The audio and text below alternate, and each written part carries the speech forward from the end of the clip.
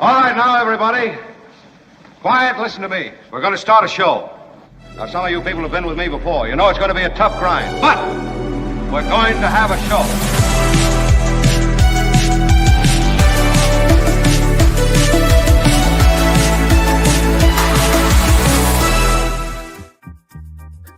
Hello, everybody. Welcome to the Mark Thompson Show. Mark Thompson not here, but Mark Thompson will be back Monday. I'm Michael Shure in for Mark, along with Kim and Albert today. We will still bring the goods as if Mark were here, and all complaints about today's show can be lodged with Mark. Kim, how are we doing today? We well? We're doing pretty well. We had a couple people pass away. And I know, it's not so nice to start off on a sad note, but they're important passings. So, I thought we should probably talk about them. Yeah, it is. It isn't great. It isn't fun, but I think you honor people when you do that. And that's why we do those things. So, two people from with, kind of Boston connections. George Wendt, the actor who played Norm Peterson on the fabulously successful sitcom Cheers, passed away. And Boston-born and raised congressman, though he represented the 11th District of Virginia, Gerry Connolly also passed today. And they both get a pretty upbeat music bed, which I like. May I have that too when I pass? But it's better than a dirge, right? Oh, there we go. Right. Oh, it's the theme to Gerry Connolly and Cheers. So let's talk a little bit about George Wendt first, because we'll talk about George Wendt because I said it. George Wendt played Norm Peterson, who, for anyone who watched that show, was a fixture both at the bar and each week waiting to see what his opening line would be. And when he walked into any room, the whole place screamed Norm. So he would say good afternoon, and the whole bar would say Norm, and then Norm, exactly. and so it's been a it's really terrific to be able to go back and see some of the great work that these people did.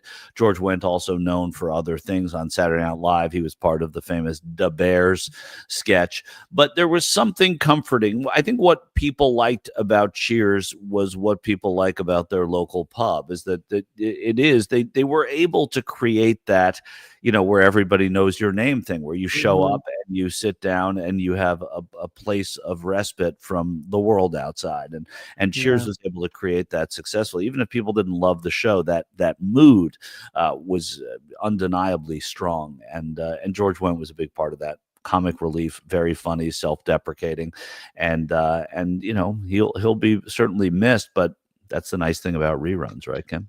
I saw this. I saw this. I'll show it to you. This meme that popped up on Facebook yesterday, where it's, let's see, I have it here, where it's George Wendt going to heaven and everyone yelling Norm as he walks in. I thought that's so funny. Yeah. That's pretty great. Yeah, no, that is that's great. Yeah, and it was he was made fun of in a way because he always wanted a beer, and a lot of his jokes were about beers. But he was still it was about how lovable he was and how relatable he was for so many people, and the everyman, everyday person that they had. He's terrific. So sad. I think it's 76. Did George Wendt pass yesterday, and today, not as universally known, not with the name recognition certainly of George Wendt, Gerry Connolly, a member of Congress, a Democrat from Boston, as I said, represented Virginia. I think he was in his 9th, maybe his 10th, but I think his 9th term in Congress. He was the chairman or the ranking member until recently of the Oversight Committee. He had esophageal cancer that he said he'd beaten, and then it came back, and he announced that he was leaving the ranking membership of the Oversight Committee in the House, and he would not run again for Congress today. It turns out that Gerry Connolly passed away. And I don't say this, I'm not someone who just says nice things about someone because they passed, but this is sort of funny. This is Gerry Connolly speaking on MSNBC, and there I am walking behind. There you go. That was some years ago, and a friend of mine sent it to me today. I think he recorded it off his television. I was up on the hill covering Congress, and I happened to walk through that statuary hall back there, and that's a statue of Will Rogers. It's the Will Rogers position is what it's known as in broadcasting. It's behind me where I'm walking toward the doors of the House, just to give people orientation when you see those on TV. But it was just a funny drop for the show. But Gerry, I don't, just because people die, I mean, sometimes I'll say nothing. I'll never say terrible things unless they were terrible people. But Gerry Connolly in particular was a really wonderful man. He was good to the media. He was always happy and able to give you a soundbite or to talk to you. I think when anybody's nice to your kid, you automatically like them. And when I brought my son up to the Hill, Gerry Connolly was really, really nice to him. As a matter of fact, last year I was at the DNC in Chicago and I saw Representative Connolly. And my son was in college, and I said, "Hey, you're my son's favorite member of Congress," which you probably can name just a few. But would you say hi to him? And he sent him, we made a video right there on the spot, and he was terrific. And so always a nice guy, but also as a member of Congress, he was not ever afraid to get into the fray. And that was an important thing about Gerry Connolly. He represented a ton of federal workers, and he was always about protecting the rights of federal workers. And at this time in the life of federal workers who are being laid off left and right, mostly right, I guess, Connolly and his office were always there for those people. So a sad passing. I really did like him, and it's too bad when that happens. Now it opens up, and we'll talk about this a little bit later, maybe with John Rothmann, who's joining us in about a half hour or less. About what that means at the Oversight Committee. He was Gerry Connolly, one of the older members elected to leadership posts within the Democratic caucus earlier this year, and to that end, he beat back a challenge by Representative Alexandria Ocasio-Cortez of New York, and there are several progressives on that panel, on that committee, and one of them will likely run and win. For now, Stephen Lynch, not a progressive, but and an older member, but from Massachusetts, serving as the interim ranking chair. So rest well to both George Wendt and Gerry Connolly, and maybe they're having a beer together. On George Connolly, I know that wasn't it Stefanik had to stay in Congress because the majority is so tight that Trump was worried about it. So with the passing of Mr. Connolly, how does this affect the bottom line as far as Democrats in the House? Well, I mean, he's going to a Democrat will be elected in that district. The jockeying will happen. They'll set a special election. The governor of Virginia, Glenn Youngkin, is going to have to set a special election. How quickly they do it. This is what's happened. Three Democratic members of Congress have passed. Two of them in Republican states. The first was Sylvester Turner, who took over the seat that was vacated on the passing of Sheila Jackson Lee. Then Representative Turner passed. Raul Grijalva, a longtime member of the House from Arizona, passed, and now Gerry Connolly. So these vacancies have happened. They're all in districts that will undoubtedly go to Democrats, but the two that are controlled by Republicans, the date of those elections controlled by Republicans, there's a lot of political jockeying that'll happen, and for sure the White House is going to push Glenn Youngkin to push that special election as far away as they can, and Virginia law will dictate what that is too. Interesting. Okay. So that's where we open. We open with sad but celebrating the lives of two people who made our lives in different ways better, and also had a tie to Boston. Cheers, the bar was in Boston, and Gerry Connolly represented Virginia with a thick Boston accent, which is interesting. Let's now move to less friendly territory, Kim, and talk about Russia and Ukraine. The whole idea was that Donald Trump said in moments on the campaign trail, he said this in moments. And by the way, his MAGA supporters echoed this in microphones all over the country to reporters all over the country. Yes, he's going to have peace immediately in both Gaza and Israel, between Gaza and Israel, or Hamas and Israel, and between Russia and Ukraine. And what happened? I don't know. So so far we're not seeing a lot of ceasing of fire, right? Gosh, no. In either case, I thought it was one phone call, and Yeah. apparently it's not. Even the one phone call that happened yesterday was 2 hours long. So this marathon phone call, and they both get off the phone and speak to members of the media in their respective countries. I'm talking Trump and Putin. And it's like it's like they had a different phone call. It's like they weren't even on the same call Right. because Trump says one thing like, "Oh, the things are going well," and then you've got Putin who's like, "Yeah, we need to find the cause of this war. I don't know." And so you wonder if they arrived at the same place or if, what really happened on this phone call. I think that uh, Trump is definitely meeting his moment as far as meeting his match, not Yeah. being able to, things are not as easy as he thought they would be. You can't just use his personality to make things happen with this guy. Yeah, and he's trying to use business to make things happen with Putin. I Mhm. mean, he's not. It's about using the war to increase business. He wrote on Truth Social in April that it was last month. Hopeful Russia and Ukraine will make a deal this week. Both will then start to do big business with the United States of America. So it's not about the massacres. It's not about the death, at least in his rhetoric. It's about once we can do this, then we can have big business. But they said that they wanted the war to end. Trump said at that time that he wanted the war to end. And you'll recall that he said during the campaign, as you mentioned, Kim, he would do it in a day, right? And then later on, he said that was an exaggeration. But it doesn't seem like this call, which both, as you said, left and got off that call, and talked about it in very different ways. But I mean, Yeah. it's Trump had been pushing for a ceasefire. Well, he seems to have, in some ways, abandoned that push, hasn't he?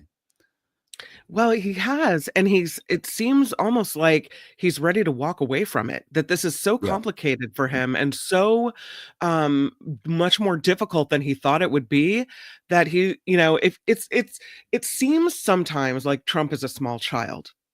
Yeah. And I don't say this to be offensive. I say it because I have a couple of kids, and what happens is if instant received, they lose interest, right? And that's Yeah. almost what's happening here. Like if he can't fix it and he can't fix it fast, then forget it. Then the war in Ukraine and Russia is, just forget about it. I can't fix it, and that's that. Like if you can't do it fast, then he loses interest. Yeah, exactly. And he moves on to the next thing, and then he gets involved in Mhm. American politics. I mean, but in fairness to any president, that's the job of president. You spend a lot of time on one thing, then you move to the next thing. If you ever look at the printout of a president's schedule down to the minute every day, it's you're talking to labor leaders, you're talking Mhm. to the president of Rwanda, you're talking. I mean, you really you go from moment to moment in that way. But I do think that what's different about the way things sit right now is that Trump is up against Europe as well in this, Yeah. and the Europeans are taking a stronger position now, and the world kind of likes that because the world is in large part majority supportive of what's going on, of what Zelensky is doing, and defending Ukraine, and that's a big problem for Trump, and that's a big problem for Putin in terms of who they want to quote unquote win this war. It's clear if he has a horse in the race, the president's horse would be Putin. And as you know, Karen Cooper saying Putin has been laughing at Trump. Just before that, we had somebody else saying no, Putin knows what happens when Russia allows U.S. business people to do business in Mhm. Russia. Mhm. There are a terrible. It's sort of a terrible situation for an American president to be working against their own allies in the West, especially when they're allied together. And that's what makes this kind of negotiation that they're trying to have, whether it's real or it's surface, much more difficult for President Trump. I would argue though that and yes to everything you said, but also it's part of the it always has been part of the mission of America to lift up democracy. It's in our the DNA of our country. So to say that the president has a busy schedule, and in this case, I think it's more than that. I think it's, if I don't get this instant gratification to fix this thing, then I'm moving on to other stuff, and I'm not going to look back, or I'm not going to put the focus on it that I had. These negotiations are sometimes long winding, and you have to Yeah. have the staying power, and you have to be able to look, 3 moves ahead to see where you want this to go. And I just don't. What you're saying, though, I'm interrupting only because you talk about how Mhm. long they take, and that's what Mhm. Zelensky is complaining about, that he thinks Putin's just wasting time here. He Of course, wants yeah. to eat time. He wants to buy time. He wants Mhm. to see this thing keep going. And Ukraine and Zelensky, for his part, saying, we don't have that time here. We are getting decimated. Our people are Right. dying. And Mhm. so I just wanted to interrupt with that point, which is the point that Zelensky makes constantly. Yeah, it's true. But I just don't think that that America can look away from what's happening with Russia and Ukraine. It's in our interest, it's in global interest to make sure that we lift Ukraine up. So, that doesn't seem to be happening either. It's frustrating. Yeah, it is frustrating. And one American who is trying to make a difference in that frustration is a guy who until recently was just known as Rob Prevost, and now he's known as Pope Leo the 14th. The Mhm. Pope has said, according to Giorgia Meloni, the Prime Minister of Italy, that the Pope wants to host the next round of negotiations to try and end the war in the Vatican. And he went. Giorgia Meloni said she went and spoke to the Holy Father, who confirmed the readiness to host those talks between the parties in the Vatican. The Prime Minister expressed deep gratitude to Pope Leo for his unceasing commitment to peace, said a statement from Meloni. So now you have someone else who wants to be an active and vibrant broker for peace, and that may make a difference. But if Zelensky, who went to the Pope's inaugural mass, is saying he's willing to go and talk and sit down to peace talks in the Vatican, and Putin says no, that's going to also, keep the tide going against the people who are sympathetic to Putin's position here. Is that new? Because I don't remember, peace talks for an ongoing war being held at the Vatican.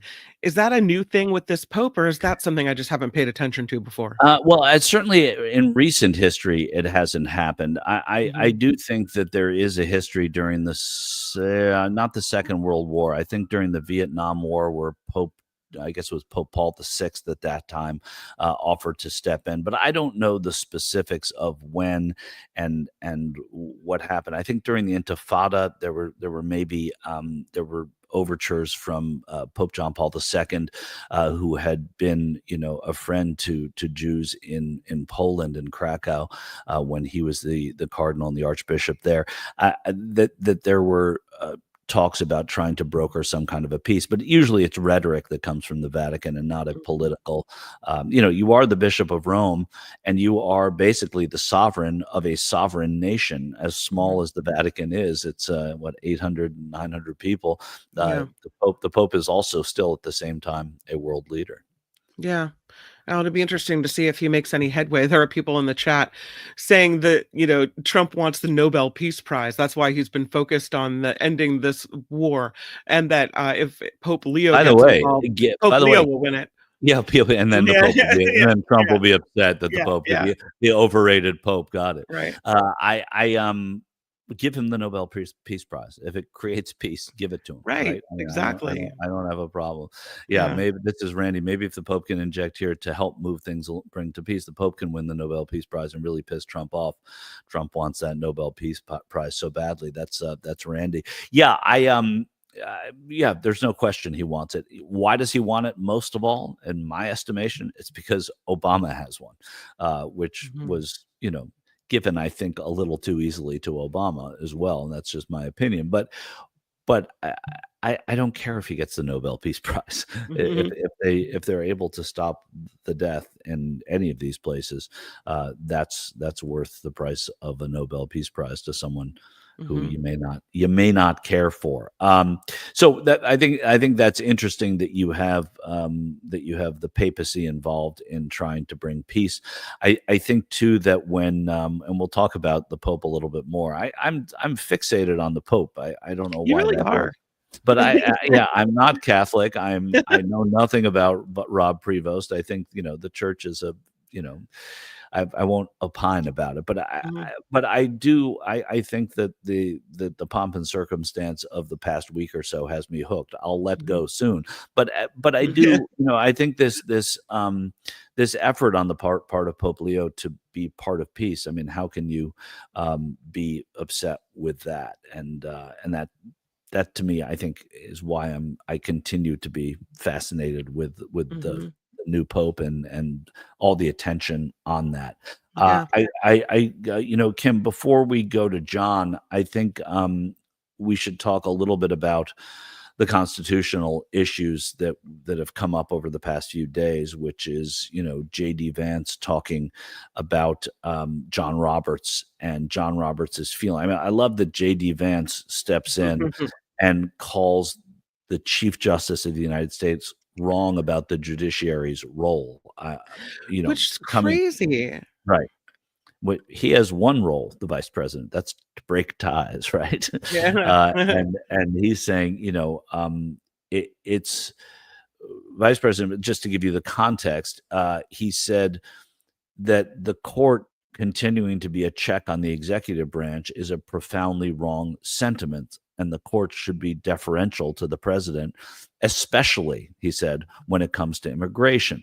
Now, the whole idea of the three elements of our U.S. government, the legislative, the judiciary, and the executive, it's checks and balances. They're all checks on one another, and that's why Vance is putting out his frustration that you shouldn't check all the time, and you should defer to the president. We defer to the president a lot. That's why there are executive orders.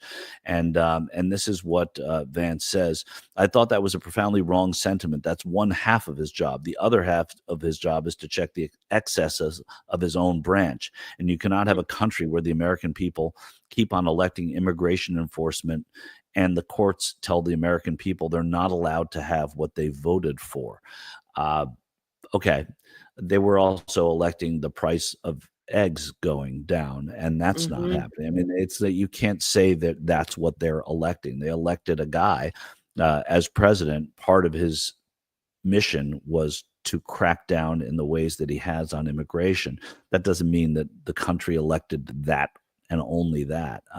And also the rules are, he has a lot of jobs. But a big rule is to be a check on the executive and the legislative.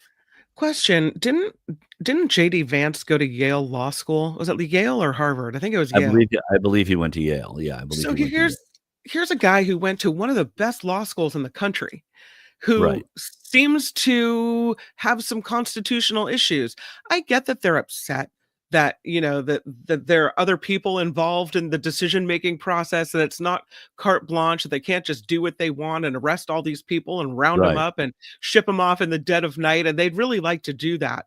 But we have a constitution, and we have a justice system that, the whole point of it is to make sure we follow the Constitution, right? As in the Supreme Court.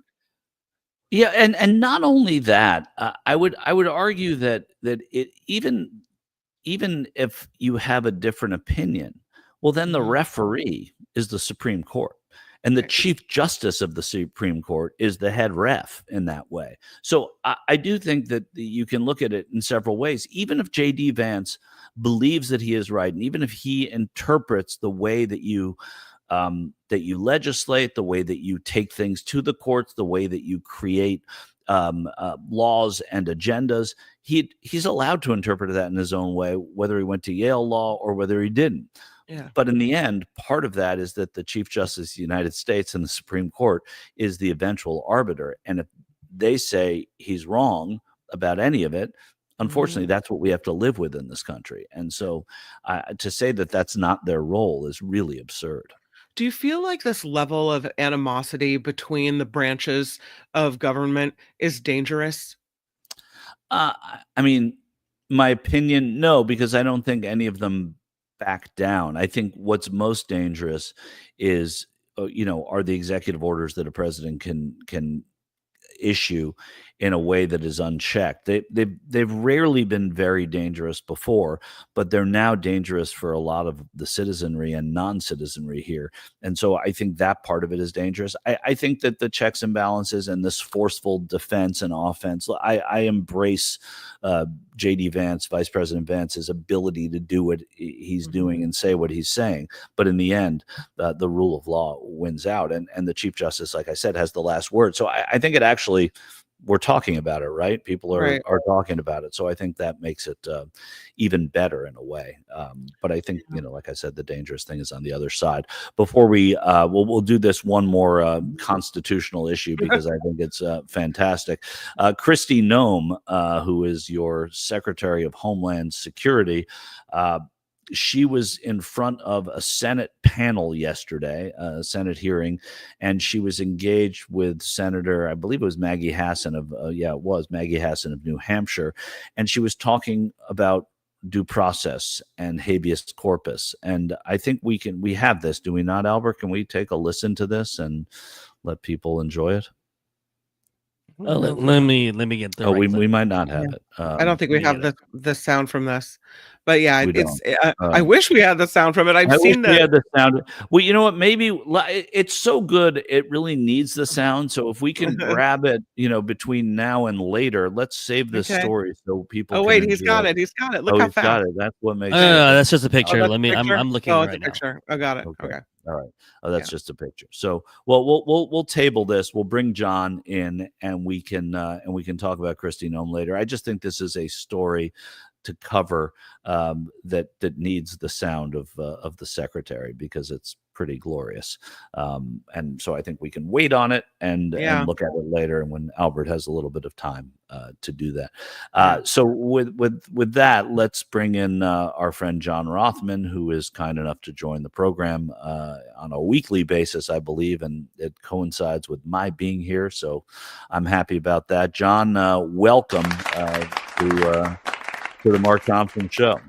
Thank you, Michael. Delighted to be with you. All right. Well, we are happy to have you. Let's talk, John. I want to jump in right away with you on what I think is the top story in politics right now, which is the big, beautiful bill that the president is trying to pass in Congress that has run into, as we saw in committee, in the budget committee, it's run into problems of members who are on the far right of the Republican caucus pushing back on it because of not enough cuts to Medicaid. And now they're causing problems because they think the SALT, which is the state and local tax deductions, are too high. And that is that's causing a big problem for the speaker. How do these things generally go in your experience, John? I mean, the people posture a lot, and then the tendency is to see these things pass. But why is this maybe a little different? Because there's only 3 votes separating the Congress on this question. If they don't have the votes, it dies. But for Donald Trump, it would be a terrible blow. Remember, he has been basically ruling by executive order. And if now his major legislative goal is rejected because of his own political party, he's got a big problem. I can't tell you what the outcome will be. I can tell you that right now they're wheeling and dealing and trying to come up with something. But wait, then they have to go to the Senate, and the Senate will have its say as well. So for Donald Trump, this is a moment of truth.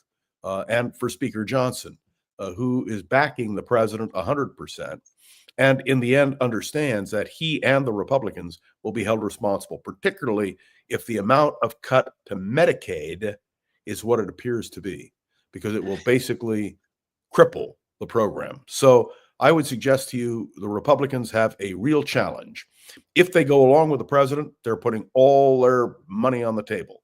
And if they lose on this, they will lose votes come November next when we go to the polls in 2026. It's always tricky, whether you're a Republican or Democrat, to have to legislate on issues that affect everyone in your district, right? Well, really, it's 3 votes. Do you understand? It does, but it is. But I'm talking about these individuals who are going to buck their party or not buck their party. What's the first obligation of every politician? to get reelected. To get reelected, exactly. Yep, that's what their obligation is. But in this case, this is something that knows no party, right? Medicaid knows no party, and I beg to differ. It knows a party. The Republican Party has never been in favor of Medicare, never been in favor of Medicaid. They frankly don't care if it's gutted. Remember that one of the things George Bush did not do in 2004 in the campaign was talk about his wanting to make major changes in Social Security, for instance. Right. Republicans are very conscious of the fact if they are doing, as you pointed out, and rightly so, district by district, you start attacking Social Security or Medicare or Medicaid, and I think you're in big trouble with the electorate. Yeah, there's no question. I perhaps misspoke when I said it knows no party. What it means is Medicare recipients know no party. It affects there are Republicans, Democrats, Libertarians, independents across the board, Green Party, whatever you are. I would remind you, and I think it's very important to people to understand, Ronald Reagan originally opposed Medicare, and he had real doubts about Social Security, although he claimed his parents survived because of Social Security. How did he achieve a compromise with the late Speaker Tip O'Neill? They were political enemies, if you will, until after hours when they take a drink together. But the point was they both understood that you have to maintain and sustain Medicare, Social Security, and Medicaid. Yeah. And the other issue there was that there was a real imbalance in favor of Democrats in the House at that time for part of Reagan's presidency that really defined the way he had to talk Absolutely about. Absolutely right. 100%. And now this division it means that they can't really lose very many votes. And Johnson right now is up against it with some of these hardliners. And if he caves to those hardliners, he's going to abandon some of the California and New York reps on the salt, on the state. And that's the margin. The California and New York gains gave them control of the House. Right. And so what does Johnson do? I mean, just to talk about the game, and this is why I think politics is so interesting. It has always interested me in the same way that sports does, is that there is so much strategy to it, right? I mean, these California and New York Republicans are in what can only be defined as, in most cases, the ones that are pushing back in purple districts, right? Districts that could go either way. One of them in California has seesawed, has been out of Congress and in Congress and out of Congress. So I think when you look at that and you're Johnson, you say, well, we got to keep these guys or else we're not going to be able to win the House again. These hardline Republicans are going to win anyway because they're in such ruby red districts. And remember that Johnson's speakership depends on his having the votes of his caucus. Yeah. All he has to do is lose essentially 5 people and he's out. Yeah. And that's what's happened to previous speakers of the House, as you are familiar. Yeah, and he did not slide in, right? I mean, it was the second or third vote. It was a struggle for Johnson, and people grandstand on that stuff. And when they stop grandstanding, they actually vote for somebody else or don't vote for Johnson and sit it out.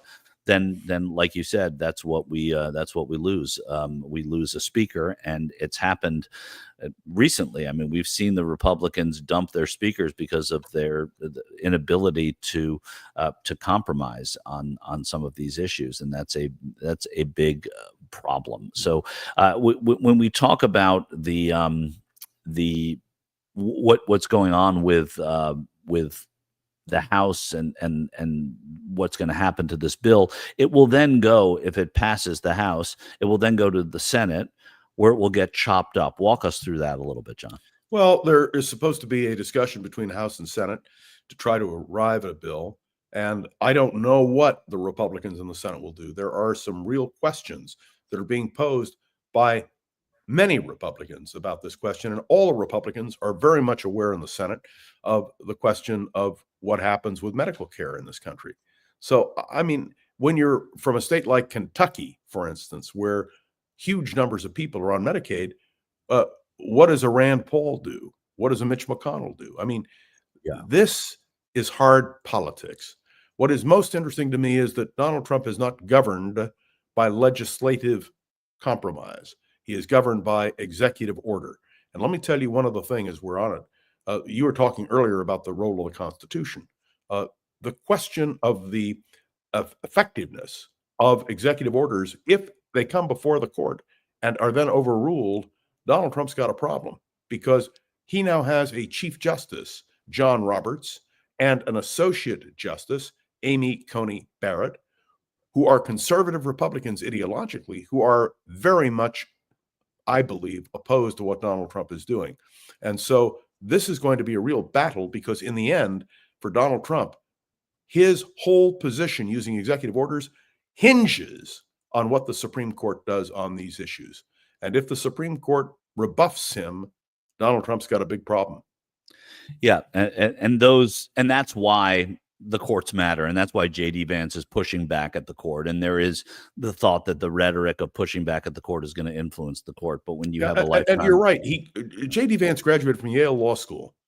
I want to remind everybody that in 2016, and even later, he referred to Trump as a potential American Hitler. And I don't use that term lightly. The point is that J.D. Vance, in order to be vice president, had to sacrifice all of his political beliefs. And the job of a vice president is to defend the president. We have very few examples in history where a vice president has crossed the president, and I could do that with you to some extent. But there is no doubt that for J.D. Vance, everything is on the line. Remember Mike Pence, the loyal vice president, completely rejected by Donald Trump in the end because he didn't do what he wanted. And that's what J.D. Vance labors under, that question. It is not an easy job to be vice president if you have principles, because you have to sacrifice them often in defense of the president that you serve. You know the story of the mother who had two sons. One went to sea, the other became vice president, and neither one was ever heard from again. And that is no longer the status of the vice presidency. Right. It is no longer. I mean, and I think we credit Jimmy Carter for that. In part, but giving Walter Mondale. Talk about the evolution of the vice presidency. Walter Mondale was the first vice president to have an office in the White House.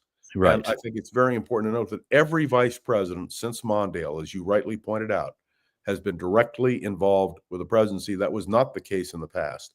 Although the beginning of that was with Richard Nixon and Dwight Eisenhower. But even there, it's the vice president has only one master, and that is the president. Yeah. Even some people said Gerald Ford had that as after he became president, that he was still indebted to Richard Nixon and a defender of Nixon's. I don't believe, historically. Well, it doesn't matter what I believe. We have we have time to talk about that at one day we will at a different time. I do though want to talk and just in wrapping this up. The most conservative hardline holdouts that are on this bill right now have been invited to an 11th hour meeting, which it won't happen at the 11th hour, but a meeting at the White House where they will go to the president. And that's what's the effect of holding out gets you in front of the president when it's his signature piece of legislation. I don't think it's overstating it to say that his first term, from what we know now, without knowing what's down the road in terms of geopolitics and domestic politics and controversy or anything like that, this will be what defines his signature legislation of his first term and or his last term, and so these first 2 years going into next year's election. I think that a lot of these people do that so they can get in front of the president, talk to the president, and then give in to the president, but by also taking something back from him. Well, we'll see. By the way, your comment about habeas corpus, I had a long discussion last night actually, on the question of habeas corpus, which is a constitutional guarantee to all of the American people. And the fact that Pam Bondi and J.D. Vance, are the Attorney General and Vice President, are now talking about abrogating the Constitution in terms of that provision. And you don't have to listen to me, listen to them. I actually played it last night in my conversation to prove my point. And so these are real, genuine issues of constitutional consequence. Yeah, no question. Well, you brought up habeas corpus. Albert now has the video. Excellent. You have to listen to this to believe it. Yeah, yeah, exactly. Which is why I tabled it, because it's not just pictures and words. Sometimes video does it all. Well, it'll open here with Senator Maggie Hassan of New Hampshire. So, Secretary Noem, what is habeas corpus? Well, habeas corpus is a constitutional right that the president has to be able to remove people from this country and suspend their right let me stop you, ma'am. Suspend their Habeas right corpus, excuse me, that's incorrect. President Habeas Lincoln corpus, used it. Excuse me. Mhm. Habeas corpus is the legal principle that requires that the government provide a public reason for detaining and imprisoning people. If not for that protection, the government could simply arrest people, including American citizens, and hold them indefinitely for no reason. Habeas corpus is the foundational right that separates free societies like America from police states like North Korea. That's precisely correct. Do you understand? Habeas corpus doesn't give the power to the president to do anything. And more than that, if you read the Constitution, you will note that the Congress has to support what the president is doing if habeas corpus is suspended. That happened during the Lincoln administration in the Civil War. Lincoln suspended habeas corpus, but then Congress gave its consent. And I want to point out to you that when you talk about a government that does not abide by the Constitution, we're in deep trouble. And can you imagine the Secretary of Homeland Security suggesting this? Let me take it one step further. Not even suggesting anything, not knowing what habeas corpus is, right? I mean, it defined in her job title, securing the homeland, but not for everybody, right? I mean, that's what it's saying, because she doesn't even know what habeas corpus is. I think this is something that people have to understand clearly and precisely. We have an administration that seems to disregard the Constitution and the constitutional process. You know, the most shocking thing to me is that the Republican Party, which claims to embrace the Constitution, is not standing up and raising holy hell. Can you imagine if Joe Biden had said what Kristi Noem and Vice President Vance and, yes, Donald Trump have said about habeas corpus? They would have been up the wall on this. And when you have fear and intimidation in a presidential administration, I think it's a very dangerous thing. By the way, you watched today in the Oval Office, the president sitting with the president of South Africa. One of the most disgraceful we'll get things to that, I've John. ever John, seen. yeah, we'll get You're to that now, getting John. to it, I know. I want to finish up Sure. with Kristi Noem here, because this was a president too who said and has repeated that he surrounds himself with only the best people. Right. He speaks hyperbolically all the time, but this defies even hyperbole. This is going to a place where you see that your secretary doesn't even know. I mean, the one thing that Kristi Noem had to know going in was the definition of habeas corpus, right? That's all that she needed to know before this committee. And she didn't even know that. And these are not the best people. And her default, to what you were saying, John, her default is, and you heard it as Hassan spoke over her and reclaimed her time. She said, it's what Biden did too, right? Everything is about Joe Biden. Everything is about what the other person's doing. There's a childishness to it. And it's a very dangerous thing when the president of the United States puts people in power who do not regard the Constitution as it should be. And by the way, you will note that Mike Pence made a statement when this whole question of habeas corpus came up, defending the Constitution and absolutely incredulously at his former president's attitude. So I'm very clear. I don't think this is a partisan issue, Democrat or Republican. I think it's a question of the integrity of the administration. And may I be blunt and tell you, when it comes to the Constitution, there seems to be a total disregard for the law. Yeah, that bluntness is totally warranted. And, and shame on the U.S. Senate for some of the people that they approved. You're not going to get, if you are a Democrat, you're never going to get a Secretary of Homeland Security that you absolutely love. But do you understand that, and I don't mean to interrupt, Michael, that's precisely the point. Republicans traditionally would never have gone along with this. I was a member of the Republican Party for years. I was an officer in the Republican Party. I worked for a Republican president, Richard Nixon. And I can tell you, this is a complete defiance and redefinition of what a Republican position is. And that, to me, is the most disturbing thing of all, because I want a vital, vibrant two-party system in this country. And criticizing a president. But you know what? One of the things that bothers me is Donald Trump intimidates these people. You don't do it my way, I'll run somebody against you. And you heard him do it yesterday with a member of Congress, blasting a member of Congress for not conforming to what he wanted. So my only feeling is, when you have a bully in the White House who disregards the Constitution and who names an attorney general, names a solicitor general, in fact, chooses a vice president who concurs in those judgments, then we are threatened as a democratic society. Yeah, I don't disagree at all. And let's then, if we're going to talk about bullying, let's go to the White House, as you to the Oval Office, to the Oval Office, right? To the Oval Office, as you teased just a moment ago. Ramaphosa, the Prime Minister of South Africa, visiting President of South Africa, visiting the White House today and talking with the president. But let's listen to what the president actually had to say in his presence. Now, this is very bad. These are burial sites right here. Burial sites.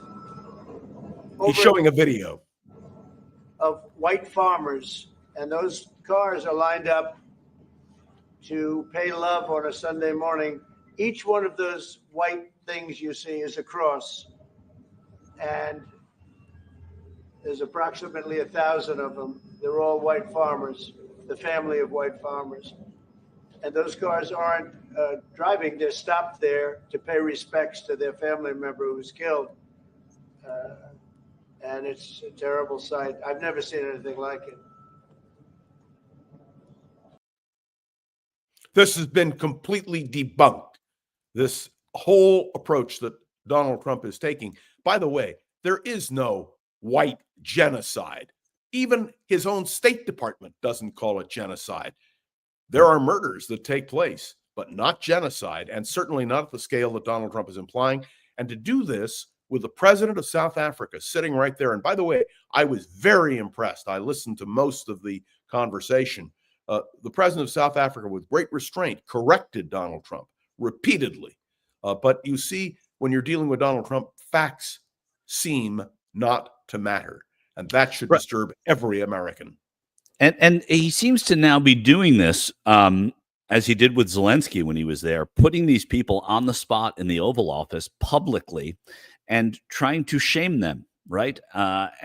And that's what he did with Cyril Ramaphosa there. It's trying to say, look at what's happening in your country, the way he said it to Zelensky. And that doesn't have a great deal of precedent. There's a difference between saying something, look, we want to see this war end, and we want to see you do more to end the war. That's a normal thing to say in a White House press conference or a press spray even, which is what these often are. But they're taking it to a different level, which I find really fascinating because I've not seen it before. But yeah, going to the substance of the matter, these things have been debunked. The president is saying he's never seen anything like it before. He loves saying that. Every day there's something new that he's never seen anything like. It makes, this will pale to what he sees tomorrow. Never been anything like this. Exactly right. There you go, Albert. That's exactly right. And he says it constantly about everything. And he does speak hyperbolically, as we mentioned. But you understand, in a normal time, a president of the United States sitting with Zelensky in the Oval Office, or sitting with the president of South Africa in the Oval Office, having these kinds of conversations, there would be outrage by Democrats, by Republicans, by people who care about foreign policy. And what you're hearing, tragically, is a deafening silence from too many. And I think it's because they're afraid of Donald Trump. And that's no way to make foreign policy. It's clear that they are. It's also I would say, unusual, maybe not this early, but I think it is unusual to have this kind of fear of a sitting lame duck president when this is the time where people within your own party are generally not afraid to go against the president. Maybe we'll see that play out in the House. Maybe we'll see it play out in negotiations over the bill once it gets to the Senate. But this abject fear of the power of Trump, maybe it will wane now that the presence of Elon Musk has waned a little bit and they're not as afraid of the dollars. But I don't think so. I don't think so. I really believe something. This is intrinsic to Donald Trump. He is a bully, and he's always been a bully. And it's one thing to bully on certain subjects, but when it comes to foreign policy and when it comes to this kind of situation, do you remember it was Donald Trump who said before the election, I can solve the Ukraine conflict with one phone call. It'll be done by the time It'll be done in 24 hours. And what nonsense. And for those of us who discussed this publicly, as I did, and said this is ridiculous, it's not going to happen that way, we were told, oh, no, you don't know Donald Trump. I do know Donald Trump. That's the problem. And Donald Trump is, and I want to be crystal clear in this with you, I believe he is an existential threat to the security of the United States, because what he does and the way he does it is so irresponsible. Now, I had a colleague say to me, but look, he's accomplished some things. Take a look at the Abraham Accords. And my answer is, you're right. But then I point to Richard Nixon, my old boss, got us opening the door to China, getting a Vietnam peace accord, which wasn't really peace, but nonetheless an accord, getting the POWs back, all the rest. That did not outweigh what he did on the tapes dealing with Watergate. And that's the whole point. I don't care how many pluses you have. It's these kinds of minuses, these kinds of irresponsible actions that the American people have to really understand hurt the presidency, hurt the country, hurt us as a nation. Yeah, it's true. And it also demeans the people who are really, I mean, I covered politics for a long time. You have too. There are real public servants. There are really people there. They all have egos, which I don't think is something that you necessarily need to be criticized for. But there are people that go there to try and make things a little better. And it demeans their work because of what's going on here and the theater that he puts up and the way that they just kowtow. It's just terrible. Can I say a word about Joe Biden? Yeah. Nothing that has been said by Jake Tapper, and I've been following it very closely, although I haven't read the book, surprises me. Those of you who've listened to me here on the Mark Thompson program or on other forums know that I suggested, as soon as I saw the deficiency in Joe Biden, a man who I like and respect, that he should not run for re-election.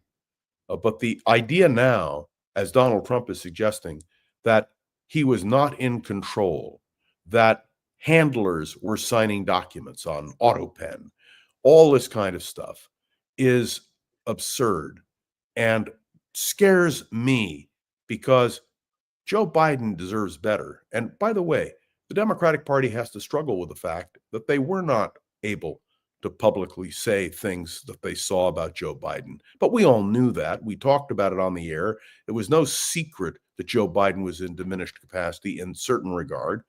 But the attack on Joe Biden, the constant attacks on Joe Biden by Donald Trump, well, you can agree or disagree, but the point is it's Donald Trump who is now president of the United States and Donald Trump who is now accountable. And I'm not interested in rehashing my agreements and disagreements with the Biden administration or whether Joe Biden was, fully competent. Can you imagine they're suggesting this cancer diagnosis was kept from the public? Right. I mean, this kind of thing is terrible. There's only one analogy in American history, and that is Woodrow Wilson, who had a stroke in September of 1919, and his term didn't expire till March of a year and a half later. And the country was run by his wife. They called her the Presidentress, Edith Bowling Galt Wilson.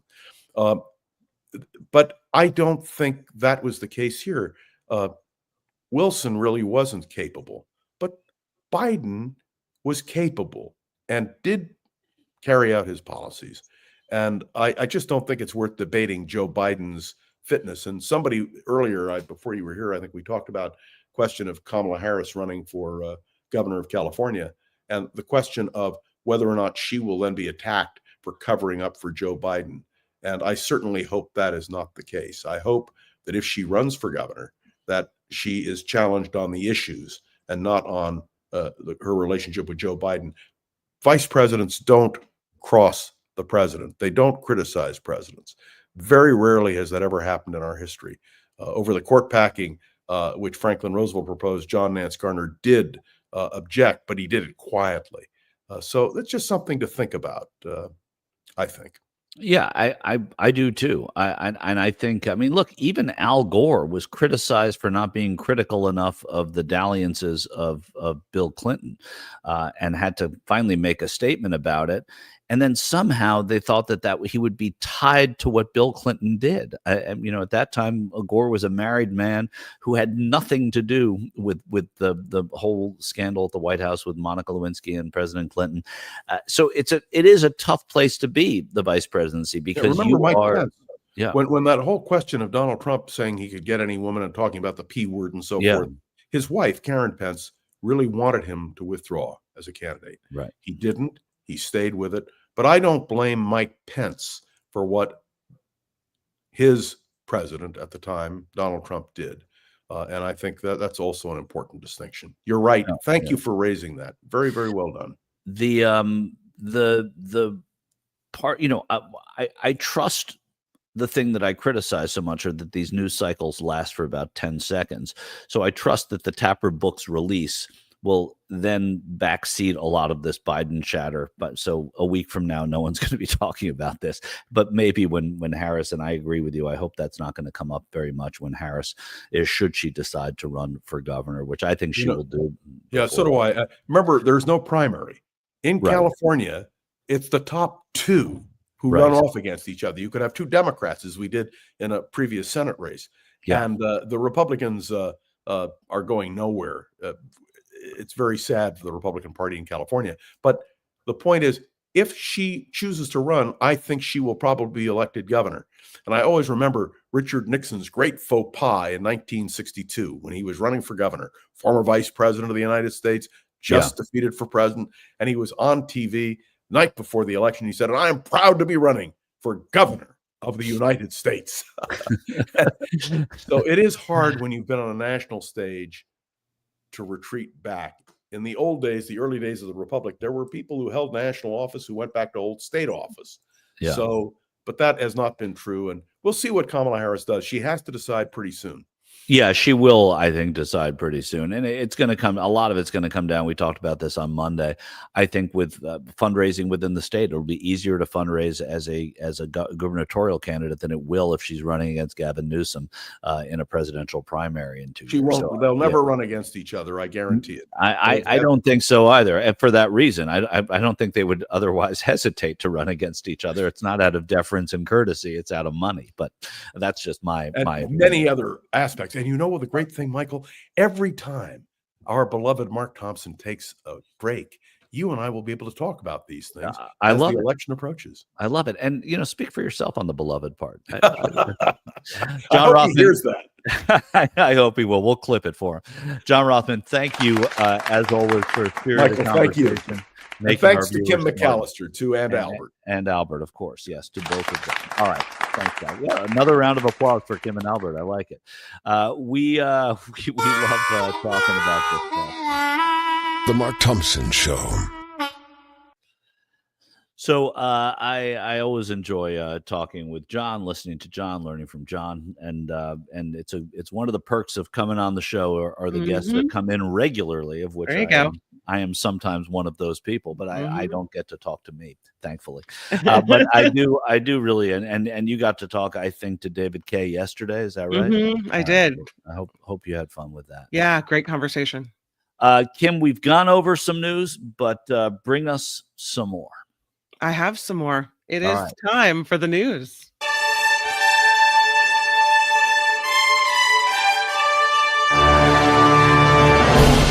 On the Mark Thompson Show, I'm Kim McAllister. This report is sponsored by CoachellaValleyCoffee.com. And Michael Shure, you're free to pop in anytime with comments. I don't know if it was heard over your theme, but I said Kim. That was my deference to Norm. Oh, thank you. Yeah, exactly. That's nice. Yeah, everybody can say. Yeah, I think Albert, will you join me in one of those now, please? We'll do 1, 2, 3.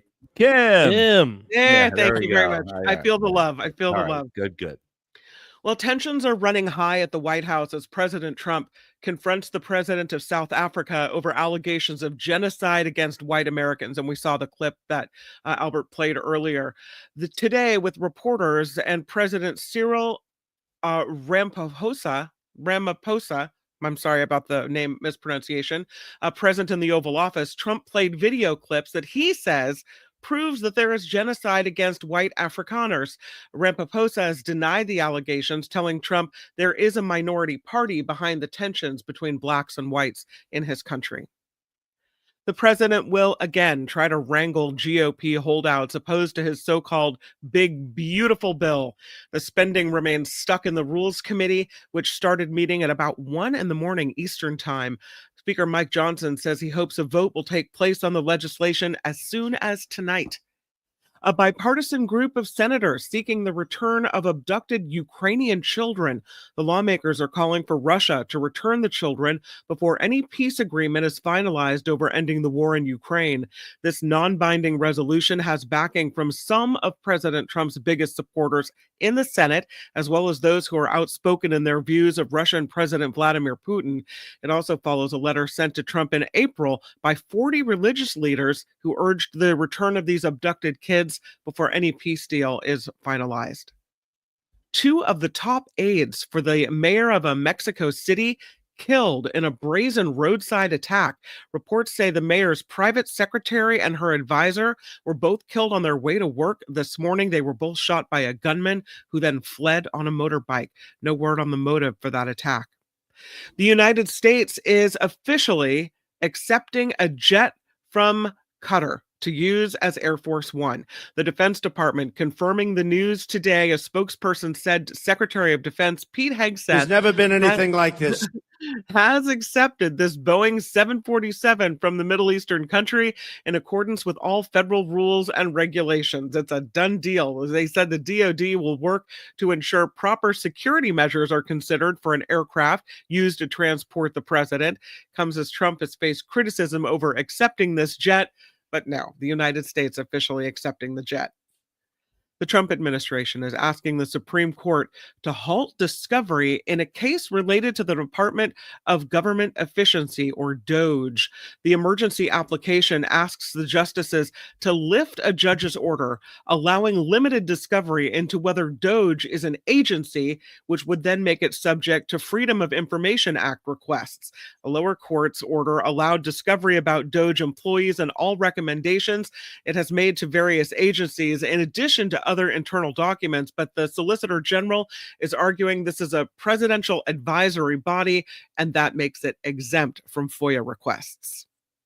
Yeah. The Justice Department is dismissing Biden-era investigations into the Louisville and Minneapolis police departments. DOJ making the announcement today. They say the lawsuits were filed last minute by the Biden administration after President Trump was reelected. The lawsuits accuse the departments of widespread patterns of unconstitutional policing practices, which the DOJ says was done wrongly by equating statistical disparities with intentional discrimination and relying on flawed methodologies and incomplete data. This comes almost 5 years after the death of George Floyd.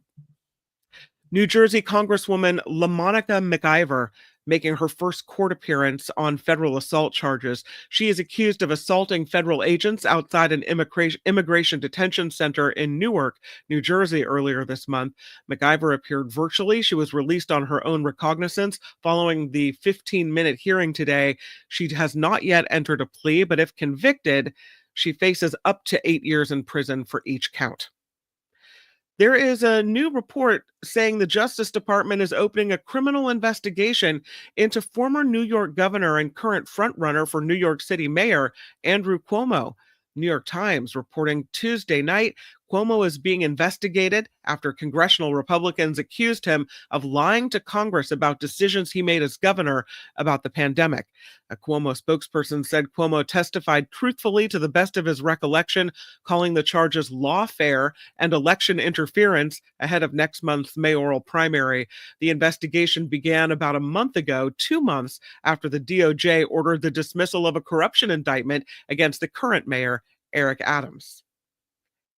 Donald Trump Jr.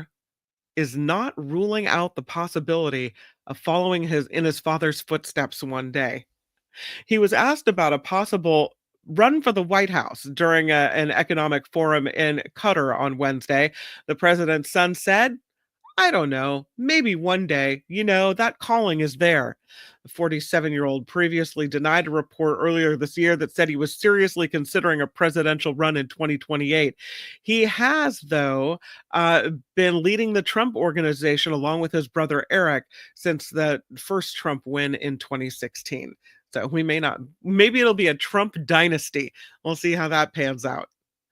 At least 31 tornadoes have been reported in 9 states in just the last 48 hours. Alabama, Tennessee, and Illinois saw damage to homes and businesses last night. No injuries reported there, though. Meanwhile, a powerful nor'easter is now reaching the East Coast, bringing wind and heavy rain. In California, the CHP introducing a new fleet of low-profile vehicles. CHP says the specially marked patrol cars are designed to blend into traffic and makes it a lot more difficult for speeders to see them. So drivers looking for the traditional profile of a CHP vehicle may be put off when they see the red lights and blue lights flashing behind them. The CHP is adding 400 new Dodge Durango patrol vehicles. About 100 of them will be of the low profile variety. They will not be in traditional CHP black and white. They'll be painted in a variety of standard Dodge manufacturer colors. The special patrol vehicles will all be in service by next month. Get ready, California. What the hell is going on in the United States of America? Look, they don't even have the sirens sticking up from the top. It's going to be a lot harder to see those. That's real. Slow down, everybody. Telling you, your tickets are coming in the mail. Oakland officially has a new mayor. Yep, Barbara Lee sworn in Tuesday as the city's 52nd mayor. And Michael, she is the first Black woman to serve in Oakland's highest office. Which is surprising, in given the sort of racial makeup of that city historically, right, and how mayors and cities have elected African American mayors for, that's where a lot of it started. A lot of the bigger cities with Black population. So it's good for Barbara Lee, and she took a big risk, and it seems to be paying off. Yeah, she starts this mayorship with a lot of financial trouble because the city of Oakland is facing a big deficit, but we'll see how she does there. President Trump is adding fuel to his feud with rocker Bruce Springsteen. The president posted an edited video showing him hitting Springsteen with an animated golf ball and the music star falling on stage. The two have traded insults over recent days, with Springsteen kicking off his tour in England, telling the crowd the United States is currently in the hands of a corrupt, incompetent, and treasonous administration. This, of course, prompted a response from the president, which has snowballed into this golf ball video. In sports, the tush-push play remains legal in the NFL. Multiple reports say the vote to ban the play, popularized by the Philadelphia Eagles, failed at the league's meetings in Minneapolis Wednesday. ESPN reports the ban proposal fell 2 votes shy of the needed 24. So the tush-push stays for now. And Salt and Peppa are suing a record label trying to reclaim the rights to Push It, and some other recordings as well. Cheryl James, who is Salt, and Peppa, Sandra Denton, filing this lawsuit in federal court this week, saying the Copyright Act, which says that after several decades, artists can terminate previous agreements and reclaim ownerships of their recordings, clearly now applies to them. They have UMG has pulled Salt and Peppa's music from streaming services as a result of this battle, and a lot of different artists are trying to do this, stuck in battles with their record labels over previous contracts. So we'll see if Salt and Peppa are able to reclaim the rights to their music, including what Push It. They had a few other hits, I think, as well. They're trying to get the rights back to. Yeah. So you're telling me that Salt and Peppa are not their real names? No. Okay. I know, it's a shocker. That's why I listen to the news. I know I'm going to learn something. Yeah. Well, hey, there you go. I'm happy to be here, proud to serve. This report is sponsored by CoachellaValleyCoffee.com. And oh, it's good. And I'm almost out of vanilla tea. Time to make another order. If you're out of your coffee, if you're out of your tea, if you're looking for some wonderful new drinks to try, please check it out. It's CoachellaValleyCoffee.com. They have tasting notes that'll tell you exactly what you'll be ordering as far as the roast and the darkness, lightness of the roast, the flavors that you'll be tasting. It's all right there. CoachellaValleyCoffee.com. The product's organic. The coffee sourced from women-owned farms. They are doing their part to give back. CoachellaValleyCoffee.com. Great products, wonderful people, and you get an exclusive Mark Thompson Show discount. It's a 10% off by typing in Mark T in the code box at checkout. Mark T, no spaces. Mark T gets you 10% off. CoachellaValleyCoffee.com. I'm Kim McAllister, and this is the Mark Thompson Show.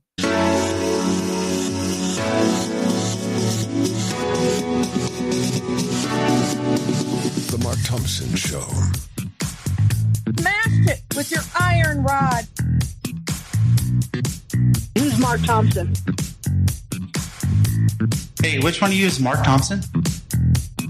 What he's got going here is a situation.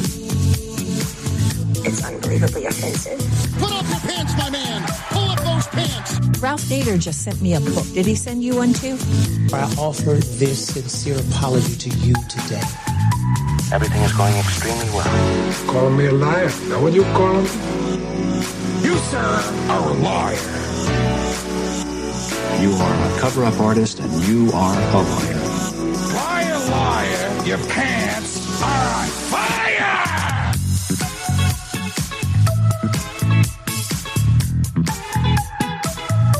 Google told me. Can you let him finish, sir? It was wrong, it was stupid, and I'm trying to be a better person. No. I'm going to tell you what I think. What are the porn stars doing? Do you have a secret talent? Doesn't anybody better weed? 100% effective. How about that? Say what? And this is their new host. There is no defense for my conduct. I misspoke. I stand corrected. And I wanted to apologize to the Asian community, the Asian American community.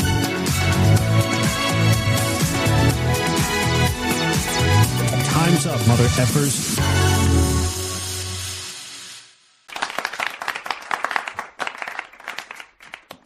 All right, we're back. Hopefully, everyone was smashing it as they were admonished to do.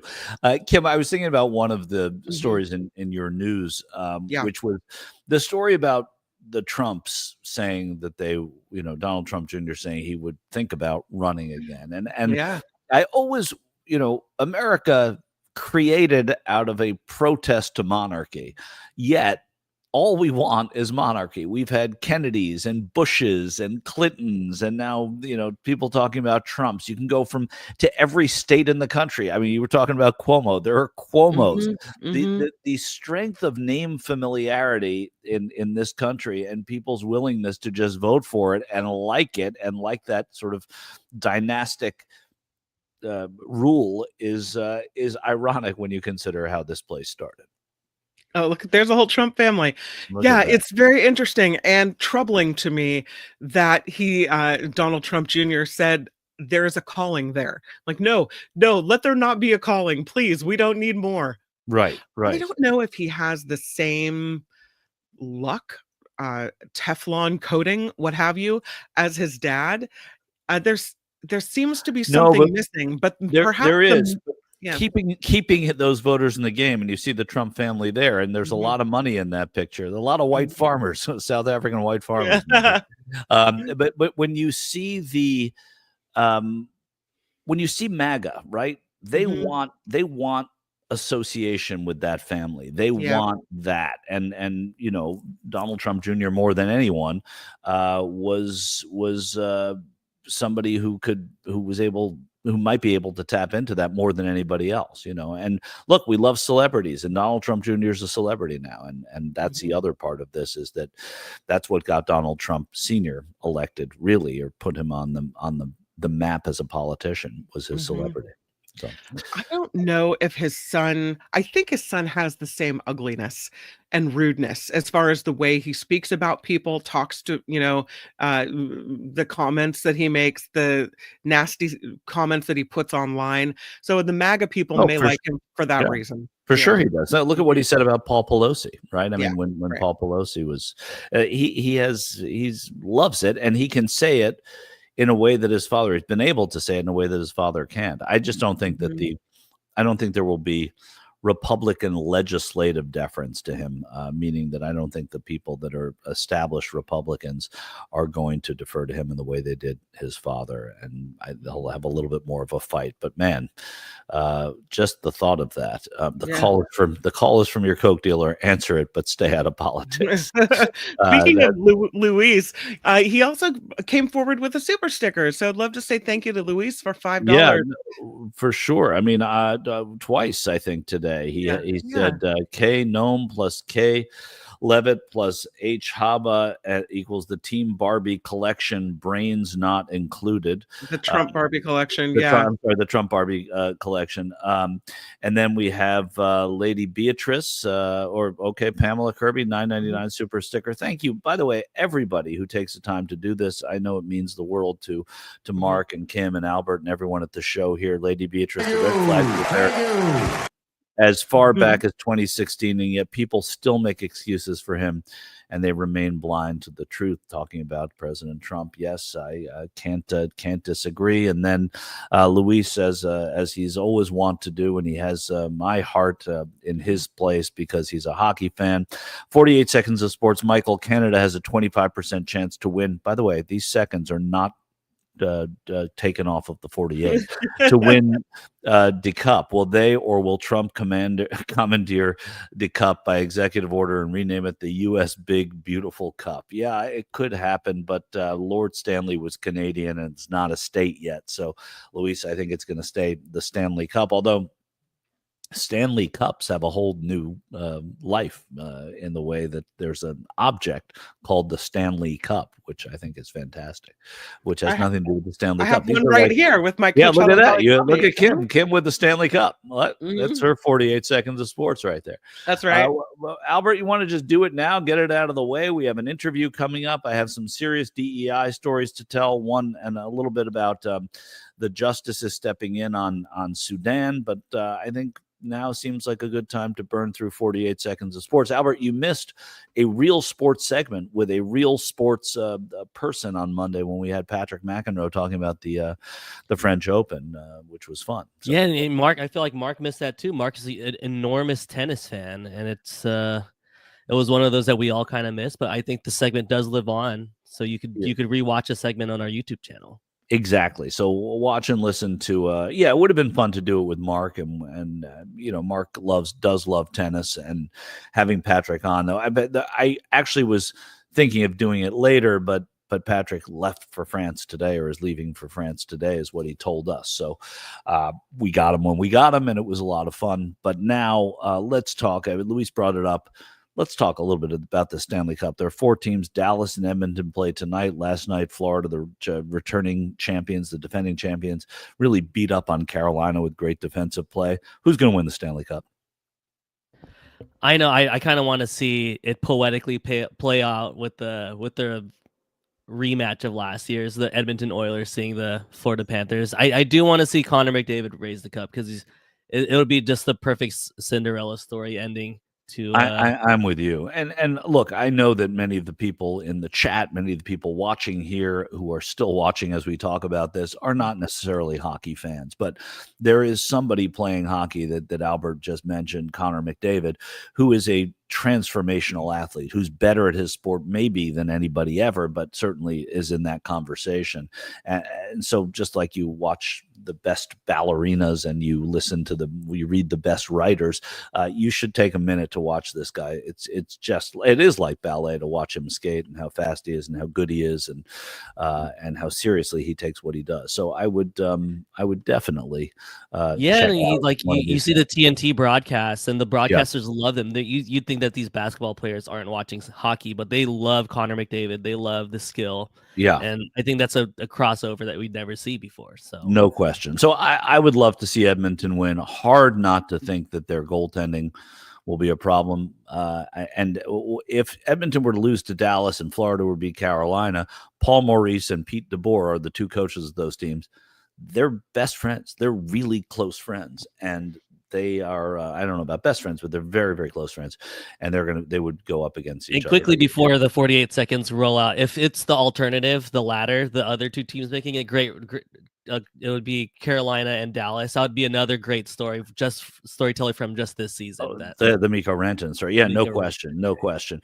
John Watson asked, do hockey players fight as much these days? The answer is no, they don't fight as much. The role of the enforcer in hockey that was there for so long has really been marginalized. Most teams don't have it. I mean, a perfect example is Edmonton. They used to have it to protect their best players, and Connor McDavid's their best player, and I don't really consider them as having an enforcer for McDavid in the way that Marty McSorley was for Wayne Gretzky a long time ago. Gordon says he still has front teeth, and hockey is the smallest sport, says Silicon Valley Blacks. It is the smallest sport. There's no question about it. Of the big four, it's the smallest of the big four. It's bigger than it was, and it's going to places that it wasn't before. But if you watch it, even for a minute, if you watch it this time of year, it's always great. And the enforcers and the fighting is diminished drastically in the playoffs because they can't afford the penalties and the injuries and that sort of thing. So, and those players who do it don't get as much ice time because they need to win, and those guys are not generally the best players. Anyway, that's 47. Looking at the clock, 48 seconds of sports. Thanks for bearing with us. It felt like 5 minutes. Are you kidding me? I don't know what you're talking about, Ken. Ken, you started it by taking a sip out of the Stanley Cup, right? Oh, it's all my fault. So Blame it's all me. your fault. It's right. all your fault. But, right. Thank you Okay. for the indulgence, Albert. Sure. And I like talking about it. And sir. Actually, Silicon Valley Blacks said it's the smelliest, not the smallest sport. I don't know if it's the smelliest sport. I guess if you have a hockey bag in the back of your car, you would know that it is a pretty smelly sport. But everybody sweats in sports. I would imagine football's pretty smelly, but I don't know. But it is both the smallest and the smelliest. But let's now go away from sports because we've indulged ourselves. We have an interview that Mark did coming up. You all remember Mark that he did. We have that coming up, and we will play that for you. Actually, tease it a little bit, Kim. What are we? I saw Mark lurking in the chat earlier, by the way. I think he's listening today. But which one do you use, Mark Thompson? Yeah, which one of you? He has this really good conversation with Paul Rice, who is the founder of Fair Trade USA, and they talk about sustainable practices and fair trade. And I think because we have Belinda Weymouth, who's off traveling the world, it's the Planet Stupid segment. This is a great interview to replace Belinda's normal interview. And I think that you'll enjoy the conversation. That's coming up in just about 10 minutes. All right, good. Well, we will look forward to that, and we will fill your time with interesting stories until then. And one of them, I'm going to start with Trump again. We have to talk about him. He is the president. He asked EPA. This is Trump and the EPA. He asked EPA employees to snitch on colleagues working on DEI initiatives. And those people declined. This is from ProPublica, right? So days after President Donald Trump was sworn in for his second term, the acting head of the EPA sent an email to the entire workforce with details about the agency's plans to close diversity, equity, and inclusion initiatives, and included a plea for help. This is a quote: "Employees are requested to please notify of any other agency, office, subunit, personnel position, description, contract, or program focusing exclusively on DEI." No employees in the agency, then more than 15,000 people strong, and we know that it's probably been diminished since then, responded to that plea. ProPublica learned via a public records request. So the ending DEI, ending diversity, equity, inclusion, and accessibility programs, that is really was a mission statement from this administration from the very get-go, both in executive orders, but through that labeled DEI initiatives as illegal and immoral discrimination programs, and ordered them halted. So this has been something of a bugaboo for him. He's really hated this, and he came in. We talk about this on the day that he's talking about white genocide. We talk about this on a day that he is sending people who look and sound different and may not be here legally, or he deems should not have the rights that they have just by being on American soil, sending them to other countries. And we'll talk about that in a little bit too before Mark's interview. This is happening. And this is really a major bullet point in what he wants to see happen and what he wants to see his legacy. Now, there's another story related to this now, Kim, in Chicago. The mayor of Chicago was touting advances by Black people in his city in terms of the fact that they are now in positions that are important, which shows progress, right? Typically in history, we would say it shows progress. Sure. Not so much, because when he went on TV the other day and talked about these things, he then got the Department of Justice involved. Let's listen to what the mayor said. Deputy mayor is a Black woman. Department of Planning and Development is a Black woman. Infrastructure deputy mayor is a Black woman. Chief operations officer is a Black man. Budget director is a Black woman. Senior advisor is a Black man. And I'm laying that out because when you ask, how do we ensure that our people get a chance to grow their business? Having people in my administration that will look out for the interest of everyone, and everyone means you have to look out for the interests of Black folks.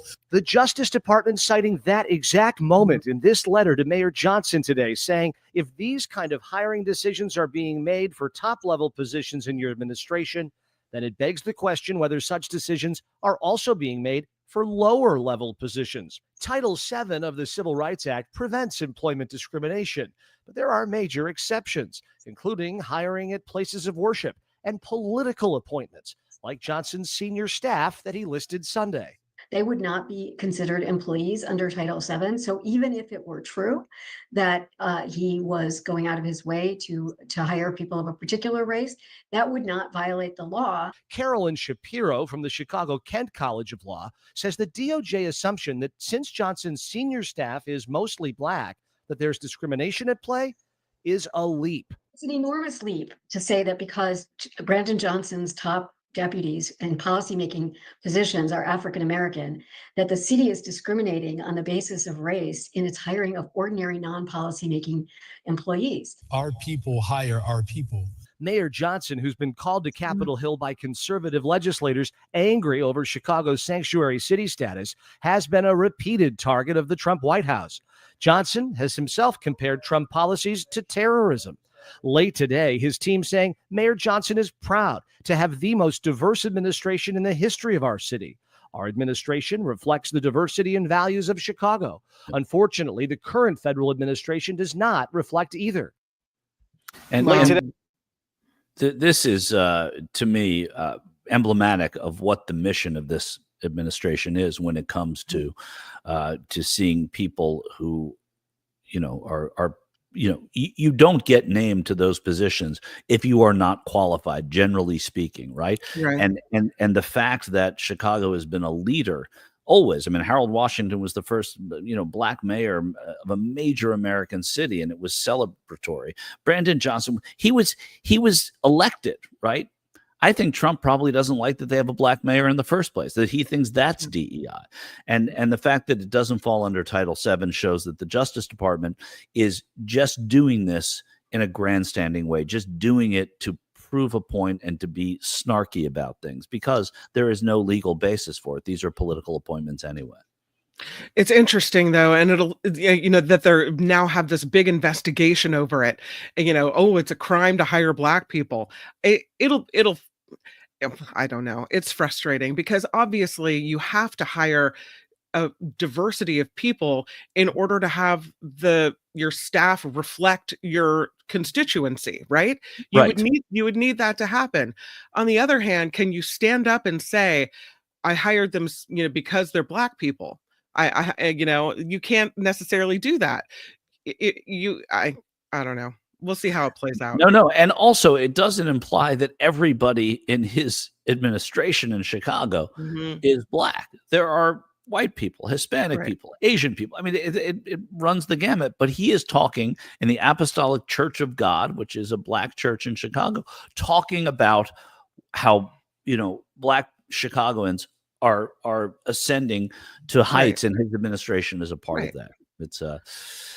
It's what you're in for, at least for about another 800 or so days, and it's going to keep happening. And it's good that these stories are being told, though. And when they do that, it's not going to go anywhere in the courts, as you, I think, almost said, Kim. But I think because you hear those experts talking about how it doesn't fall under Title VII.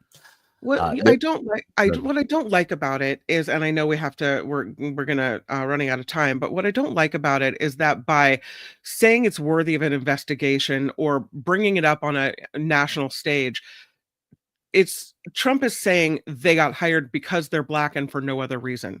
They're likely more qualified than the people he's putting forward, including Noem, who doesn't even have a grasp of constitutional rules and regulations. And so, there's nothing to say that just because they're of a certain race, not that they're not qualified for the job, or maybe we're even the best person for the job. Yeah, no question. Quickly, and it's good that we're talking about it on the show. I quickly, before we go to Mark, there's a story that I think bears telling, even, and I'm going to have to tell it briefly, unfortunately, but it's a greater conversation. The courts are again stepping in, and a federal judge has now ordered the Trump administration to maintain custody of migrants deported to war-torn South Sudan. There are planes of migrants that are being deported there. Let me tell you just quickly what the State Department says in their travel advisory. They warn Americans not to go to South Sudan due to crime, kidnapping, and armed conflict. It is a dangerous place. They ordered the departure of non-emergency U.S. government employees from South Sudan. That's what the State Department says. Yet, the Trump administration wants to send migrants there. Those migrants are not all Sudanese. Very, very few of them are. Many of them are Asian. Many of them are Hispanic.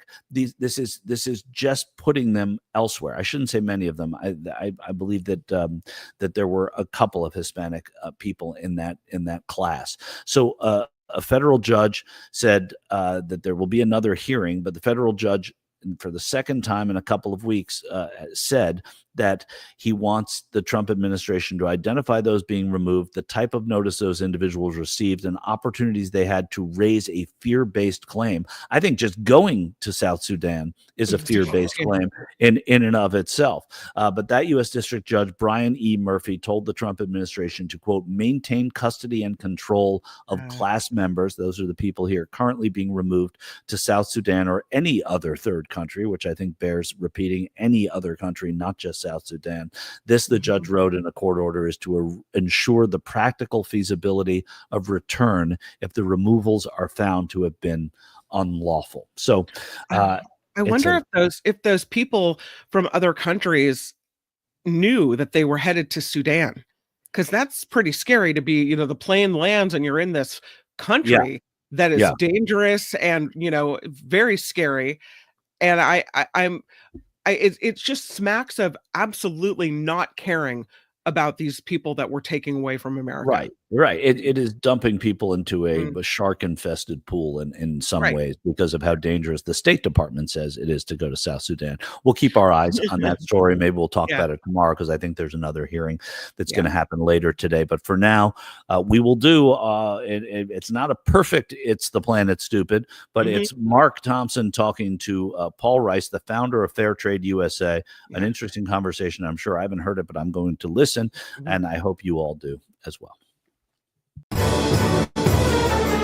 The Mark Thompson Show.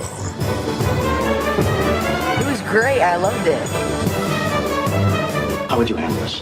We could try ignoring it, sir. Morning. You cannot say you love your country. Where are my weed smokers at? Stay at home and get baked. All right, I've got a really fun interview with someone who I've really been wanting to get on the show for a while. He is the former CEO of Fair Trade USA, and if you're not familiar with what fair trade is, we'll get you up to speed. It's not a difficult thing to understand, and it's time, having arrived probably a while ago, really feels of the moment now. His book has, in a short time, become a national bestseller. It's called Every Purchase Matters. How about it? Quite exciting to have Paul Rice on the show. Woohoo! Thanks, Mark. Look at you. Yes, sir. Brother, I am a big fan. What an honor to be on your show. I can close my eyes, hear your voice, and it brings it all back. At least 30 years I've been listening to you, Mark. So you are the best. Thank you, my friend. Well, congratulations on all your success.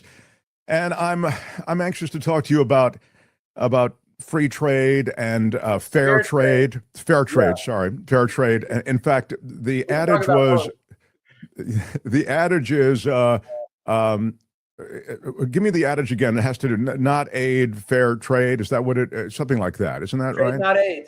Yeah. The idea is, Paul, and you describe it in Every Purchase Matters, that we can, through a commerce, really, lift up communities worldwide. You don't have to send them aid. You simply need to feed a sort of sustainable lifestyle and business worldwide.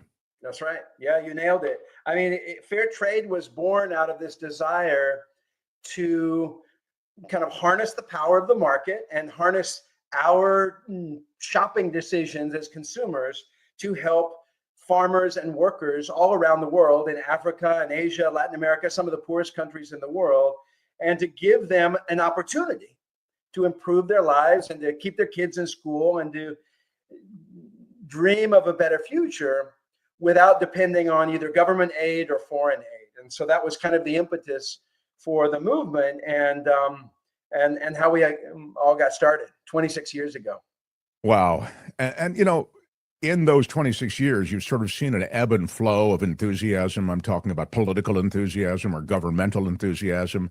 And I would say it's ebbing now under this administration. You see USAID dismantled, et cetera. And so your plan, which is to not depend on AID per se, really feels of the moment.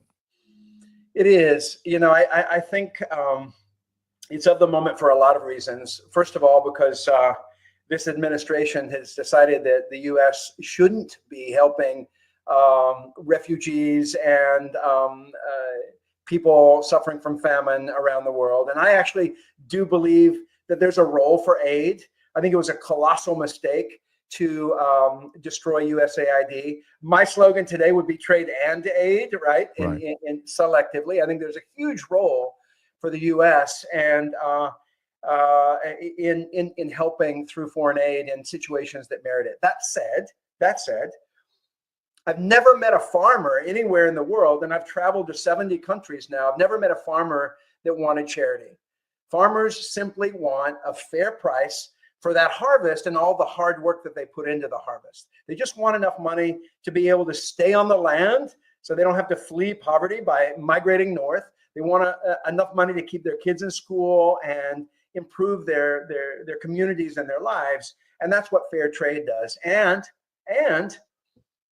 to your question about the timeliness of it, it's timely not only as a way to, kind of continue advancing the betterment of the world through, a market-based approach that doesn't depend on government, but it's also a way for you and me and consumers to make a difference. I dare say a lot of people are upset with the current administration and they don't know what they can do. And, the reality is you don't have to wait 4 years to vote for change, right? You can vote for change this afternoon when you go to the grocery store by picking a product that is sustainable, fair trade or organic or sustainable in any way. And through that purchasing decision, help families and help protect the land in countries all around the world.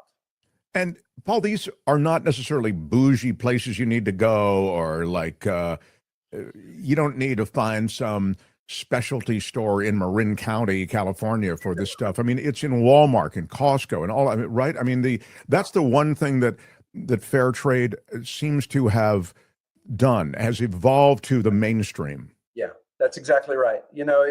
One of the greatest joys of leading Fair Trade USA, which is kind of the hub around which the fair trade market and the fair trade movement revolve. One of the greatest joys of leading this organization over now 26 years is what I've observed as the mainstreaming of fair trade and other expressions of what we might call ethical sourcing or responsible sourcing. Mainstreaming in the sense that, we got started with Whole Foods and other kind of higher end grocers. But over time, to your point, we are now in Costco and Target and Walmart and Kroger and Safeway. And that is, in many ways, kind of the democratization of sustainability.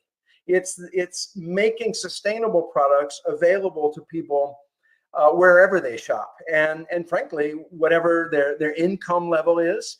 And we recently did a pilot at Walmart.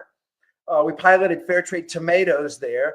Even though it was a pilot, Walmart overnight became the largest seller of fair trade tomatoes in the world. Wow. The tomatoes were coming from Mexico. The workers on those farms got more money. They got better conditions. There was a real impact almost right away on the farm side. And on the market side, Walmart decided to price it exactly the same price as the non-fair trade tomatoes. And you know what? Sales jumped. Sales jumped. I can't tell you the exact percentage, but the sales jumped in such a way that Walmart decided to stop calling it a pilot, to scale it up, and now they're doing more products. And so what that, the surprising lesson from that was that even folks who shop at Walmart are looking for better products for a better world. They're looking for products that resonate with their values and that are not doing harm in the world. So that was incredibly gratifying for me to kind of learn about the depth of our desire as American people for fairness, even in the products that we buy. Yeah, that's such a great litmus test. I love that story for just that thing, that when you are given the option of making a difference, a positive difference, you do it.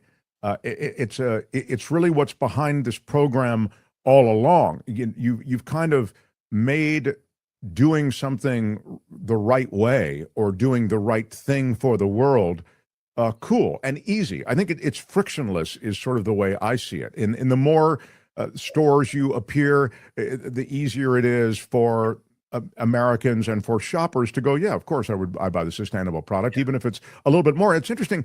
I don't know, in the case of your example, it's not a little bit more. Right. I did want to ask you about the pricing, just because it's kind of an interesting, specific. And that is, originally, as I recall, and please correct me, but I thought that there is a kind of additional amount that's paid to farmers and business people worldwide for their product. And that's sort of just, but that's paid for willingly by those who are importing, et cetera. And then it shows up on shelves with that cost kind of figured into everything. That's right. Yeah. So maybe let me take a quick step back and explain what fair trade is. So fair trade is a standard, and it's a certification, right? We actually have 200 points, compliance points in our standard that govern labor, how labor is treated, social conditions, and environmental conditions. And so when a farm or a factory anywhere in the world, US or abroad, meet that standard, then they submit themselves to an annual audit. And if they pass their audit, then they're fair trade certified for 1 year. And the reward for that is that our market partners, again, everyone from Whole Foods to Walmart, from Patagonia to PepsiCo, those companies agree to pay a small premium back to the farm, and that's managed by the workers on the farm. And they invest that in healthcare, in better housing, in scholarship funds for their kids, in climate change mitigation, like solar panels. It's amazing what happens as a result of the fair trade premium. And fair trade is the only model that guarantees a premium back to the farmer. Okay, so to your question, who pays for that premium? And it's something I write about in the book because different companies take a different approach. Some companies feel like consumers should pay a little bit more, right? We're used to paying a little bit more for organics.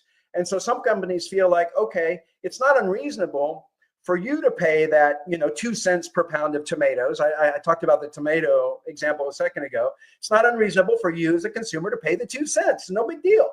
Some companies take that approach. Other companies, however, feel that the benefit to themselves, right, not just to the workers, but to their own company in terms of their brand, right, and how the brand reputation is enhanced by doing fair trade, they feel like that value creation justifies them paying the premium. So we work with I'm sure you've heard of Elf Beauty. It's the second largest cosmetics company in the US. It's a Bay Area based company based out of Heard Oakland. of it. You can't tell I'm wearing it? I can't. I just thought you were that naturally gorgeous, Mark. What? Anyway, so Elf, go ahead. So Elf, I took Tarang Amin, the CEO of Elf, and just such a visionary leader. I took him to Thailand to visit factories a few years ago, and he got so inspired that he came back and decided to convert Elf to 100% fair trade. I think they're up to 85% now on all their products. And they decided not to pass the extra cost of the premium onto the consumer. So they're eating it. And when I asked Tarang, I interviewed him for the book, and he's quoted, I asked him, so does that mean you took a profit margin hit? Like, are you taking less profit because you're paying the workers more and you're not charging the consumers more? And he said, no, he said, what we're doing with fair trade and cruelty-free and clean production, which is another certification, we're building the brands, making our brands so strong and building such consumer loyalty that we're getting volume growth. And the volume growth is actually making us more profitable. So the point here is, number one, there needs to be a business case for fair trade and other forms of ethical sourcing. If it's just a nice thing to do, it's not going to scale. It has to be good for business too. But then the other thing is, it doesn't always, there you go. It doesn't always have to cost more. It can be good for the farmer and the worker and the climate, and also hit the shelf at a reasonable price. And Elf is a great example of that. No, that's just fascinating. And it's interesting that there is economic incentive to play ball, to have fair trade be part of your business plan, because people, all things being more or less equal, want that. Just as you've used the organic example. I mean, when I see organic, I just gravitate toward organic. Right. And similarly, when I see the fair trade label, I gravitate toward that. How did the fair trade label first start? So I'm the founder. I started the label in 1998. I had spent 11 years prior to that. I'd spent 11 years in the mountains of Nicaragua. I was known as Pablo, and I was rocking the mustache, and I learned how to dance salsa like the best of them. And I was working with farmers. My passion was, helping farmers on a journey out of poverty. That's been my life's calling. What kind of farms were they? Coffee farms, and mostly coffee. I was also working with corn and beans, subsistence farmers, but coffee was the cash crop. And what I found out of that experience, Mark, was that often farmers didn't have market access and therefore couldn't get a decent price for their coffee. And so in the summer of 1990, I ended up organizing the first fair trade coffee co-op in Nicaragua. And fair trade was up and running in Europe. There wasn't much happening in the US at the time. So we started selling fair trade coffee to Europe and getting a fabulous price. And so I had a front row seat on this journey out of poverty of 3,000 small family farmers who were, taking care of their families, taking care of the community, investing in the community, and also implementing organic agriculture and reforestation programs, and really protecting the environment. Because fair trade it's kind of holistic. It's both social and community oriented, but then it's also about environment and climate. So through this journey in Nicaragua, living fair trade in the lives of these communities, I became a true believer, and that's what inspired me to come back to the U.S. And I came to the Bay Area, got an MBA at Cal Berkeley, learned how to speak English all over again, and actually wrote the business plan for Fair Trade USA while I was a second-year student at the UC Berkeley Business School. And then we launched in 1998, and I've been doing it for 26 years. Wow, that's such an impressive story. It's funny, you spoke Spanish prior to going to Nicaragua? High school Spanish. The Nicaraguans, they have a joke. They say that, gringos who go there, talking like me, Paul, you, Mark, they say, well, you speak like Tarzan. So I had Tarzan Spanish. I see. Wow. But, I learned really quickly because I was up in the mountains where there were no English speakers. And I also married a local gal. So I had to speak Spanish all the time. That's the best way to learn it, I think. Yes, yeah. So, Paul, as you look at our current disposition as a country toward trade generally, we're in the middle of these tariffs that are witheringly extreme, it would seem to me. I see the ripple effects across the economy. It's not, I just know what I read. You're a real, economic mind. I wonder if you could just give me a moment on that, and then maybe how fair trade weaves itself into all of that or survives this period. Yeah, Mark, Trump's policies are a disaster. There's no other way to say it. It is disrupting businesses, it's disrupting livelihoods, and we haven't even seen the worst of it yet. The tariffs, in many cases, haven't even come into full effect. I talk to people on both sides of the market. I talk with, tomato growers in Mexico. I talk with Dole banana growers in Costa Rica. I talk with U.S. coffee companies and all these retailers, and everyone is completely freaked out, both by the tariffs and by the way they're being implemented in such a chaotic way. And we've seen how the stock market has reacted with, so much value being lost. I just don't see any upside to tariffs, quite frankly. It's bad for consumers. Prices are going to go up. It's bad for producers around the world. They're expecting lower demand and therefore layoffs. What happens if another 1 million workers in Mexico are laid off as a result of tariffs? Where are they going to go? Think about it. It's just so counterproductive. And frankly, tariffs are bad for sustainability. I've already talked to several growers around the world who are saying, that extra or that new worker dorm that we were going to build, hit and pause.